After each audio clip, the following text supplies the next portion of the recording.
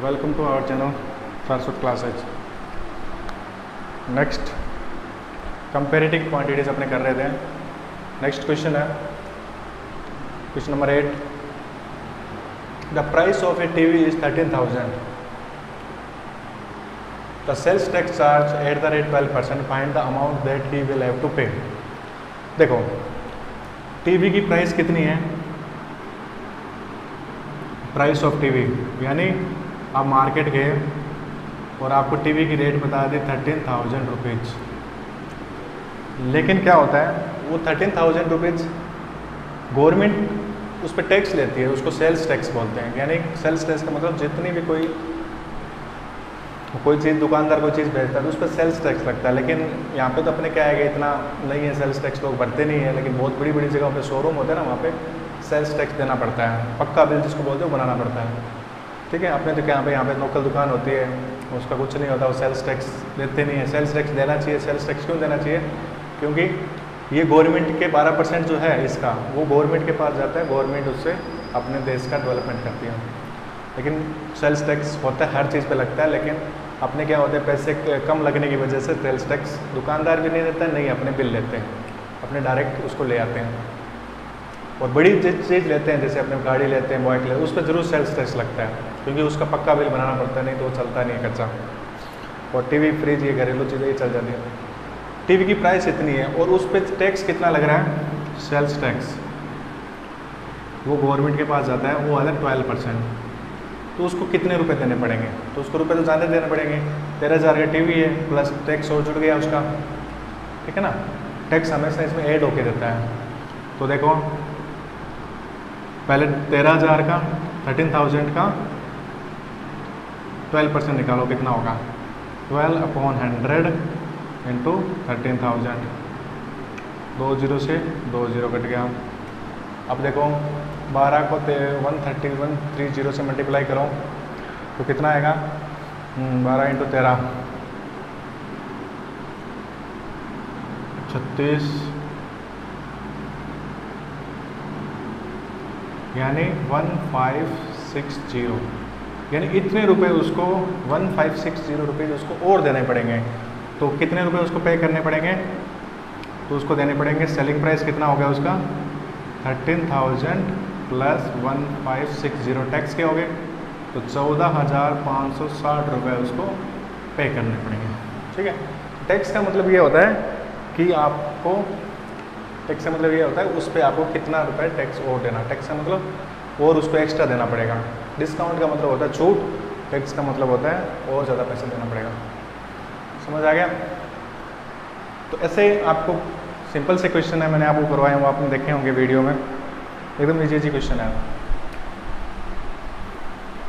Next question is, Arun bot a pair of skates. Arun skates लेके आया cell से, उसको सेल में 10% का ऑफर चल रहा था, 20% का, सॉरी 20% डिस्काउंट का ऑफर चल रहा था। तो उसने डिस्काउंट लेने के बाद 1600 रुपये उसको दिए। तो उस पर कितना रुपये लिखा हुआ था ये निकालना हमने को। वो ऐसे देता है कि इसका 10, जैसे आपने पहले क्वेश्चन किया था डिस्काउंट वाला, उसमें तो MRP लिखा हुआ था और उस पर 20% डिस्काउंट, यानी उसका निकाल के माइनस करते थे। अब इसमें MRP निकालना है आपको, पैसे उसने HP 1600 रुपये, यानी सीधी सी बात है, सेलिंग प्राइस कितनी है? 1600 रुपये, और डिस्काउंट दे रहा है और 20% का। ठीक है, सीधा तो अपने निकाल नहीं सकते हैं। 1600 रुपये उसने दिए आफ्टर डिस्काउंट, डिस्काउंट देने के बाद। तो इसमें आपको थोड़ा सा ऐसा कर लो, लेट द मार्क प्राइस 100 रुपये से लेके चलते हैं। अपने मान लेते हैं कि 100 रुपये उसके पे मार्किंग लिखी हुई है, उस पर प्रिंट मार्किंग MRP लिखी हुई है ना, कोई प्राइस है, और डिस्काउंट उसने दे दिया 20% का। तब कितना होगा? सेलिंग प्राइस कितना? देन सेलिंग प्राइस, यानी 100 में से 20 रुपये उसने माइनस कर दिया, तो उसको कितने रुपए देने पड़ेंगे? 80 रुपये। सीधी सी बात है, तो 100 रुपये उस पर लिखा हुआ है, वो 20% डिस्काउंट दे रहा है, तो 80 रुपये इसकी SP होगी। ठीक है, तो इसमें आपने कैसे लिखेंगे? इफ़ अपने को निकालना क्या है? MRP। इफ़ SP यानी selling price is 80 rupees, then MP mark price कितना है? 100 रुपये। इफ़ अगर सेलिंग प्राइस 80 रुपये, तो मार्केट प्राइस कितनी है? 100 रुपये। वापस if S P is 1 rupees then M P कितना हो जाएगा? 100/80। कि 1 का निकालने तो डिवाइड हो जाता है ना, कोई देखो 80 चीज़ों का मूल्य 100 रुपये, तो एक चीज़ का मूल्य है 100/80। और अपने कितना दे रखा है? इफ़ एस पी कितना दे रखा है?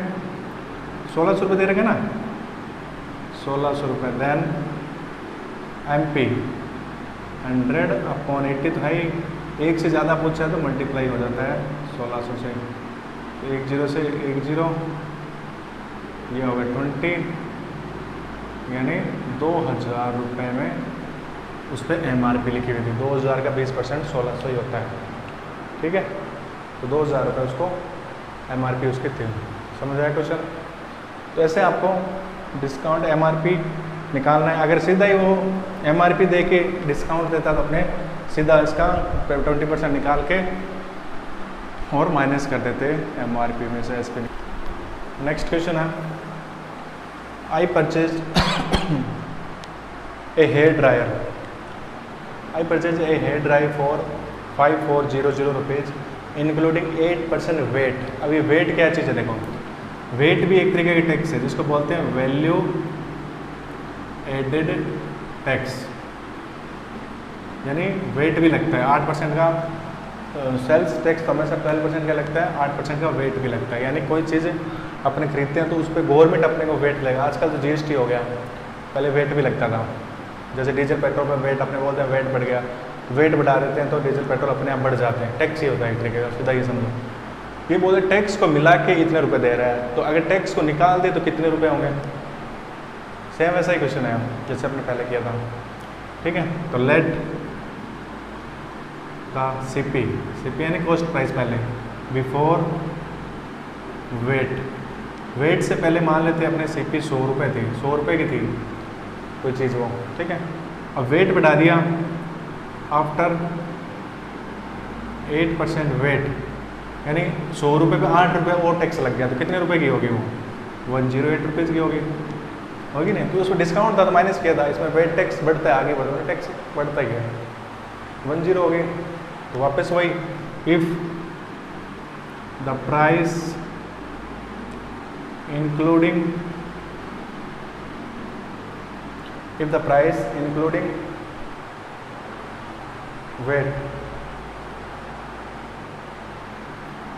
वेट देखो, if the price including weight कितना है? 108। देन बिफोर वेट कितना हो गया? बताओ भाई, अगर 108 इंक्लूडिंग है तो बिफोर वेट 100 रुपये, सीधी सी बात है। वही इफ़ द प्राइस, सेम ये लाइन लिखनी है और यहाँ पे 1 कर देना है, 1 रुपीज़ देन 100/108। और यहाँ पे इफ़ सेम ये लाइन कितना दे रखा अपने को?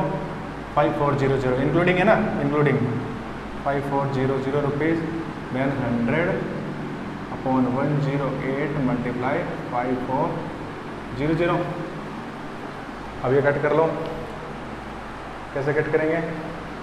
108 इससे कटेगा, 108 540 से 5 बार कट जाएगा, 0 का 0, यानी 5000 रुपये उसका एक्चुअल प्राइस था, वेट बिना including VAT, before the VAT, ठीक है। तो ये आपकी एक एक्सरसाइज कंप्लीट हो जाती है, ठीक है। नेक्स्ट एक्सरसाइज के लिए मैं आपको फॉर्मूले लिखवा देता हूँ। आगे आएगा CI।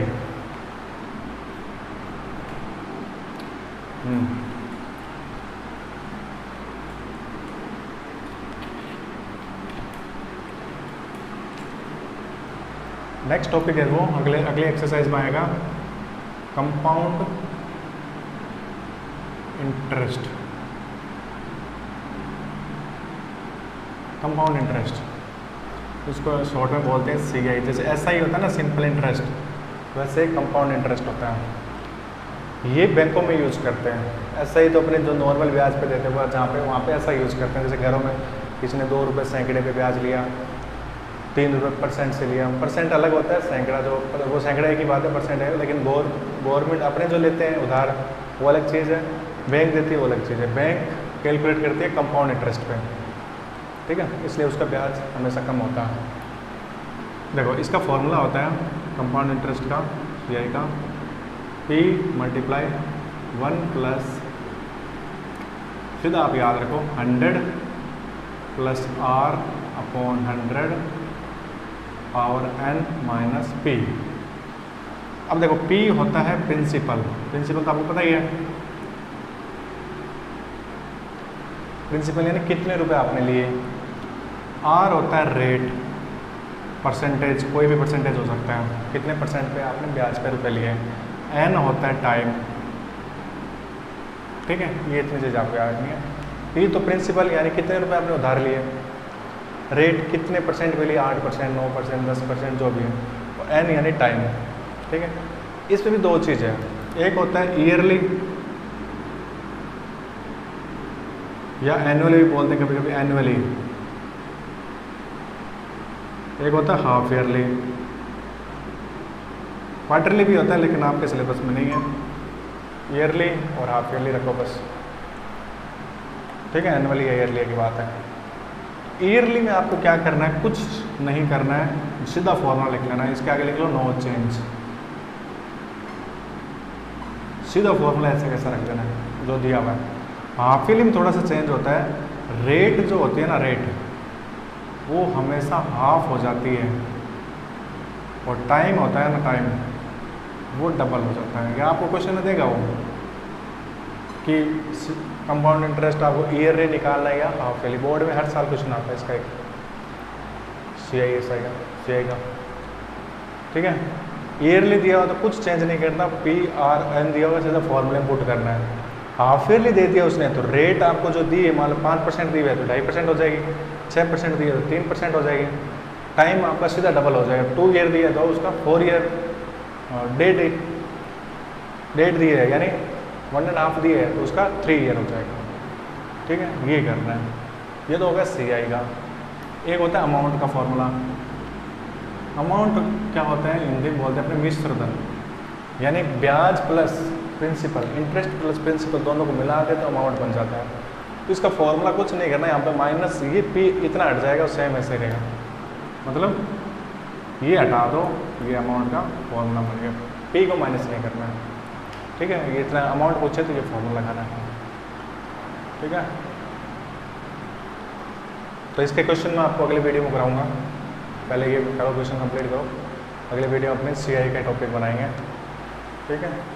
वीडियो अच्छा लगे लाइक करें, शेयर करें।